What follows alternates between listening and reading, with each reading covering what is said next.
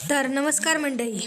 आपली आवडती मालिका म्हणजेच तारेणी ही मालिका आता आपल्यावर वेगळ्याच रंगात आलेली पाहायला मिळणार आहे. कारण आता या मालिकेत आपण विचारसुद्धा केलेला नसेल की हे सगळं सत्य ह्या सगळ्यासमोर म्हणजे खांडेकरांसमोर येईल का, ह्याचा आपण विचारसुद्धा केलेला होता. आणि आता तेच सगळं सत्य आता या खांडेकरांसमोर आणलेलं आहे. तर मात्र मला आता सगळ्यांना प्रश्न पडला असेल की कोणतं सत्य नक्की कोणी समोर आणले आणि का समोर आणले. हे सगळे प्रश्न तर तुम्हाला सुद्धा पडलेच असतील, पण आता या सगळ्या प्रश्नांची उत्तरं तुम्हाला मात्र या व्हिडिओमध्ये पाहायला मिळणार आहे. तर मग आता कोणतं सत्य? आता हे सत्य की हा केदार हा पोलीस ऑफिसर आहे आणि तो सुपर क्राईम युनिटमध्ये काम करतोय. तो एक पोलीस आहे आणि त्याच्यामुळेच त्याने युवराजवर हे सगळे गुन्हे म्हणजे तो असं स्पष्टपणे सांगतो सगळ्या मीडियासमोर की युवराज आणि गुलाबचा ह्या दोघांमध्ये काही ना काहीतरी संबंध होते. पण आता या केदारवर सगळे डाफरतात, केदारवर सगळे चिडलेले असतात. पण मात्र आता तारेणी दुःखी झालेली असतात. तारीनं वाईट वाटतं की आता म्हणजे त्यांना तर घराबाहेर काढलेलंच होतं, पण तारणीसोबत तर सगळे वाईटच बोलत होते. पण आता केदारला सुद्धा सगळे लोक वाईटच बोलणार का, ह्याचा ती विचार करत असते. पण मात्र आता जे मॅडम आलेल्या होत्या, आता जे बोलतात ते करतात असं ते बोलतात. पण मात्र आता त्यांनी खूप मोठं पाऊल उचललेलं असतं आणि त्यांनी केदारचं जे काही सत्य असतं ते आता खांडेकरांना सांगितलेलं असतं. तर मग आता केदारचं कोणतं सत्य आहे, त्यांनी नक्की खांडेकरला कसं सांगितलंय, काय सांगितलंय, हे आपल्याला या व्हिडिओत पाहायला मिळणार. त्यामुळे आता ह्या जे मॅडम काय करतात ते जाणून घेण्यासाठी हा व्हिडिओ तुम्ही पाहत राहा. चला तर मग आता सुरुवात करूया. तर मग आता MNN चॅनल हा लाईव्ह असतो, त्यामुळे आता केदार लाईव्ह बोलणार असतो. केदार म्हणजे आधीच घाबरलेला असतो, त्याला नक्की काय करावं, कारण तो कर्तव्यात सुद्धा अडकलेला असतो आणि म्हणजे एक भाऊ म्हणून तो एका भावाच्या पाठीशी उभा राहील असं सुद्धा आता त्याच्यावर म्हणजे जबाबदारी असते. पण आता नक्की केदार कोणती जबाबदारी म्हणजे या दोन्ही जबाबदारीतून तो कसं काय लाईव्ह जातोय, कसं काय बोलतोय, कोणती बातमी देतोय, कोणाची बाजू घेतोय, हे आता आपल्याला पाहायला मिळणार आहे. त्याचबरोबर मग आता केदार लाईव्ह असणार आहे हे आता सगळ्यांना माहिती असतं. त्यामुळे आता तारिणीने टेक्नोला सांगितलेलं असतं की केदार लाईव्ह आहे चॅनलला म्हणून. आता केदार काय बोलतोय, कसं बोलतोय आणि आता पुढे काय होणार आहे याच्याकडे सगळ्यांचंच लक्ष असतं. कारण आता जी काही परिस्थिती ओढवलेली असते म्हणजे पूर्ण शहरात झालेलं असतं, पूर्ण चॅनलवर झालेलं असतं की युवराज आणि गुलाबचं काही ना काहीतरी कनेक्शन होतं, त्यांचा काही ना काहीतरी संबंध होतात अर्थात. आणि गुलाबच्या म्हणजे गुलाब हा युवराजचा जवळचा मित्र होता हे आता सगळ्यांना कळलेलंच असतं. पण आता युवराजला पोलिसांनी अटक केले, त्याला तो पोलिसांच्या कस्टडीत आहे हे सुद्धा सगळ्यांना कळलेलं असतं. त्यामुळे आता युवराज हा निर्दोष आहे त्याच्याविषयी बाकीच्या चॅनलवर अजून नाही का म्हणजे तो गुन्हेगाराच आहे असं त्यांनी बोलू नये म्हणून नाही त्यांनी लाईव्ह घेतलेलं असतं. आणि मग आता केदार इथे लाईव्ह आलेला असतो. पण मात्र आता केदारवर कौशिकी आणि दयानंदचा विश्वास असतो, पण बाकीच्या सगळ्यांचा त्याच्यावर विश्वास नसतो. आता ही रेखा तिथे बोललेली आपल्याला पाहायला मिळणार आहे की ह्या तारीने तर युवराजरावांना जेलमध्ये पाठवले, पण आता यांना तर म्हणजे या केदारला तर संधी मिळली आणि तो नक्कीच युवराजबद्दल वाईट काही नाही म्हणजे वाईट सांगणार असं थोडक्यात ती तिथे बोललेली असते. मग येतो कौशिकीला राग, कारण ती रेखा तिच्या भावाबद्दल बोललेली असते म्हणून तिला तिथे राग आलेला असतो. पण मात्र आता इकडे आपल्याला असं पाहायला मिळेल की आता केदारसुद्धा घाबरलेला असतो, त्याला नक्की काय बोलावं, कारण तो कर्तव्यात सुद्धा बांधलेला असतो आणि नात्यांमध्ये सुद्धा बांधलेला असतो. त्याला कळत नाही नक्की काय बोलायचं. आता जे काही सत्य आहे ते तर त्याला माहिती होतं आणि युवराजचा आणि गुलाबचा काही ना काही संबंध आहे, म्हणजे रेव पार्टीत युवराजसुद्धा होता, युवराजसुद्धा या सगळ्यामध्ये सामील आहे. हे आता तो कसं काय प्रूफ करून देणार हा त्याच्यासमोर प्रश्न पडलेला असतो, तो सगळ्यांमध्ये गुंतलेला असतो. पण मात्र आता MNN चॅनल जे काय असतं ते सत्यच सांगते असं सुद्धा आता हा केदार बोलताना आपल्याला पाहायला मिळणार आहे. पण आता केदार नक्की काय बोलणार आहे, कसं बोलणार आहे हे आता आपल्याला पाहायला मिळणारच. तेवढ्यात आता मग या मालिकेत नवीन ट्विस्ट येतो. आता ही लाईव्ह तर असतात, MNN चॅनल लाईव्ह तर असतो, पण मात्र आता तिथे बापूराव जामखंडे आलेले असतात. तर मग आता सगळ्यांना धक्का बसतो. आता ते लाईव्ह चालू आहे आणि तिथे जामखंडे आलेत आणि ते जामखंडे आलेत म्हणजे काही ना काहीतरी घोळ घालणार हे त्यांच्या म्हणजे तर केदारने मागच्या वेळेस त्यांचा कसा इंटरव्ह्यू घेतला होता, आता ते इंटरव्ह्यूमध्ये त्यांचं जे काही सत्य आहे ते उघडकीस आलेलं होतं. त्यामुळे हा जामखंडेपर्यंत बातमी पोचलेली असते म्हणून आता हा जामखंडेसुद्धा तिथे आलेला असतो. आता जामखंडे की केदारजवळ येतो, केदारला विचारतो, मग त्याला बोलतो की मी माहिती ना कोण आहे, तुम्ही माझा इंटरव्ह्यू घेतला होता. म्हणजे केदारने त्याला जे काही प्रश्न विचारले होते तो त्या प्रश्नांची त्याला परत एक पुनरावृत्ती मिळवून देतो. तर मात्र आता केदार अजून घाबरतो, केदारला अजून टेन्शन येतं, कारण जामखंडे वेगळे म्हणजे आधीच तो डेंजर माणूस असतो, तो खूप हुशार असतो आणि तो असेच फिरून फिरून प्रश्न विचारणारा माणूस असतो. आता इकडे कौशिकीला सुद्धा टेन्शन येतं. कौशिकी सुद्धा विचार करते की हा जामखंडे चॅनलपर्यंत म्हणजे रूमपर्यंत पोहोचलाच कसा, आणि ही बातमी लाईव्ह चालू आहे. त्यामुळे आता केदारला त्याला तिकडे तुम्ही बाजूला बसा असं सुद्धा बोलता येत नव्हतं, कारण आता हा चॅनल लाईव्ह आहे आणि जे काही घडतंय ते आता प्रेक्षकांना सुद्धा दिसतंय. तर मात्र आता हा जामखंडे आलेला असतो. जामखंडे आता ह्यांच्यासोबत म्हणजे अजून काही ना तरी भडका उडवण्यासाठी तिथे आलेला असतो. आता जामखंडे केदारला विचारतो की मला ओळखलंत ना, तुम्ही लाईव्ह आहे, मी बातमी बघायला नाही आलो तर बातमी घडवायला आलोय, असं आता जामखंडेंनी तिला म्हणजे केदारला तिथे बोललेलं असतं. तर मात्र आता लगेच दयानंद सुद्धा कौशिकीला सांगतो की त्यांना विचारतो तिथे कसा काय पोचला, आणि मात्र आता कौशिकीने तिथे त्याच्या चॅनलवरती फोन केलेला असतो.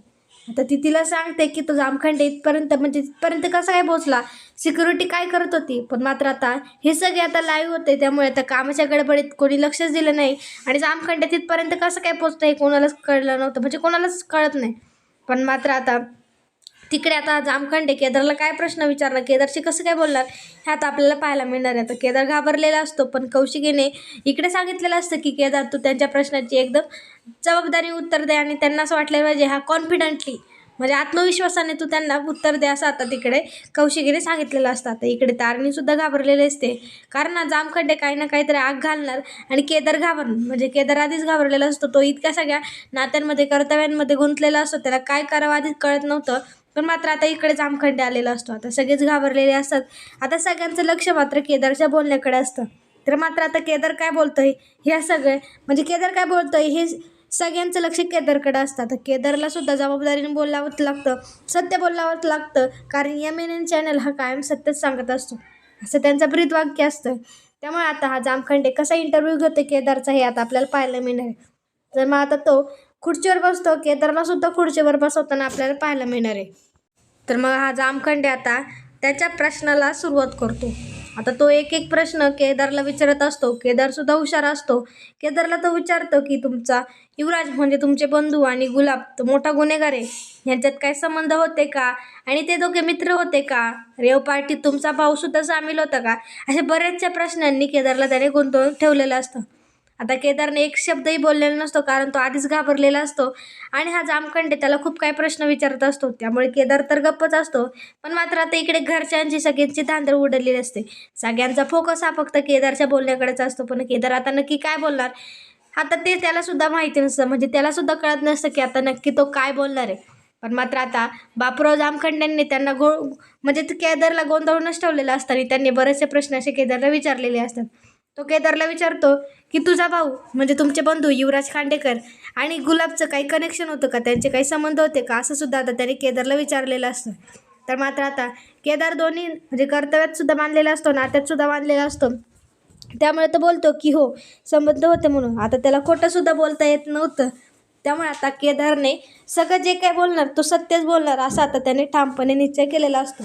पण केदारने आता असं ठाम केलेलं असतं आणि आता बापूराव जामखंडेंनी त्याला असे खूप असे प्रश्न विचारलेले होते आणि केदारला म्हणजे केदार आता सांगतो की तो त्याला एक फक्त संशयित म्हणून नेले, म्हणून त्याच्यावर म्हणजे गुन्हा दाखल नाही झाला आणि तो गुन्हेगार आहे हे काही सिद्ध झालेलं नाही आहे.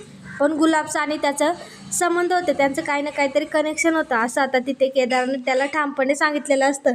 पण आता केदारने हे त्याने सांगितले की गुलाबचे आणि त्याचे संबंध होते, युवराजचे संबंध होते. पण मात्र आता जामखंडे हुशार असतो, त्यांनी म्हणजे तो तुमच्या घरात आलेला होता म्हणजे जामखंडेंना सगळं मात्र कळलेलं असतं. त्यामुळे जामखंडेंनी आता तिथे केदारकडून सगळ्या प्रश्नांची उत्तरं मिळवून घेतलेली असतात आणि केदारने सुद्धा खरी तीच उत्तरं दिलेली असतात, सत्य उत्तरच दिलेली असतात. कारण त्याला माहिती आहे की केदार आणि गुलाबचे काही ना काही म्हणजे त्याचा संबंध होता आणि केदारसुद्धा त्या रेव पार्टीत सामील होता. त्यामुळे आता त्यांनी सगळी खरी उत्तरं दिलेली असतात. पण मात्र आता इकडे घरच्यांना खूप मोठं टेन्शन आलेलं असतं. केदार तिथे खोटं का नाही बोलला, केदारने हे सगळं सत्य का सांगितलं आणि केदारला माहिती आहे का म्हणजे युवराजच गुन्हेगार आहे, युवराजसुद्धा त्या गुलाबसोबत सामील होता, हे आता सगळ्यांनाच घाम फुटलेला असतो. सगळ्यांसमोर असे 50 प्रश्न आता तिथे तयार झालेले असतात. पण मात्र आता ह्या जामखंडेंनी तर खांडेकरांची वाटच लावलेली असते, कारण केदारने त्याचा जसा इंटरव्ह्यू घेतला होता त्याच्यात ह्या जामखंड्याची केदारने वाट लावली होती, तशीच आता केदारची सुद्धा हा वाट लावणार असा आता त्यांनी निश्चय केलेला असतो. त्यामुळे आता केदारने तर सगळी उत्तरं दिलेली असतात. त्यामुळे आता जामखंडेचं काम झालेलं असतं आणि जामखंडे आता मात्र तिथून निघून चाललेले आपल्याला पाहायला मिळणार आहे. तर मात्र आता जामखंडे तिथून निघून गेलेला असतो. वातावरण एकदम टाईट झालेलं असतं, कारण आता सगळे घाबरलेले असतात, सगळे विचारत असतात. आता इकडे तारिणीसुद्धा विचारत असते, कारण घरच्यांचा आधीच तारिणीवर राग होता. तिने सगळं कबूल केलेलं असतं, जे काही सत्य असतं तिने सांगितलेलं असतं. पण आता केदारसुद्धा खरं बोललेला असतो आणि तो तर लाईव्ह बोललेला असतो, सगळ्या जगासमोर बोललेला असतो.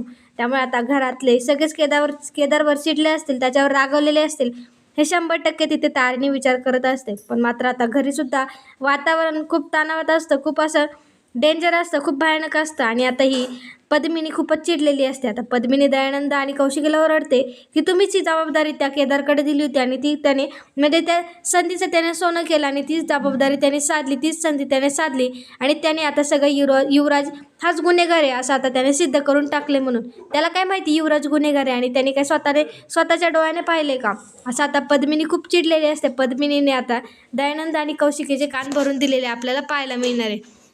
पण मग आता हिने कौशिकी आणि दयानंदचे कान तर भरलेलेच असतात आणि कौशिकीने सुद्धा विचार केला नसेल की आता केदारने हे सगळं सत्य का सांगितलं, त्याने मीडियासमोर असं का सांगितलं. ह्याच्यासाठी तर ते लाईव्ह गेले नव्हते.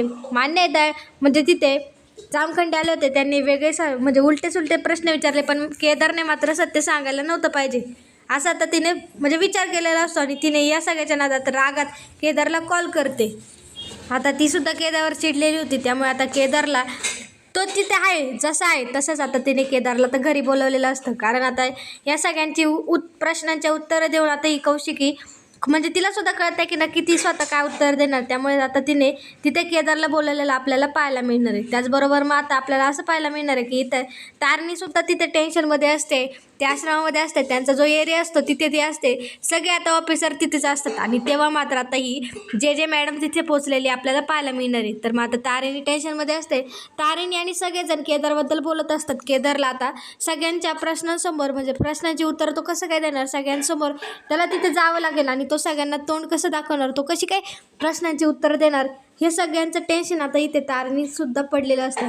तर मग आता तारिणी आणि सगळेजण बोलतच असतात. पण मात्र आता तिथे जे मॅडम आलेले आपल्याला पाहायला मिळणार. तर जे मॅडमला सुद्धा कल्पना असते की खांडेकर कसे आहेत आणि खांडेकर नक्की आता काय निर्णय घेतील हे तिलासुद्धा माहिती असतं. त्यामुळे आता तीसुद्धा केदारची बाजू घेणार. आता ती तारिणीला बोलताना आपल्याला असं पाहायला मिळणार की तारिणीला बोलते की तारिणी चल आता असं काही नाही होणार.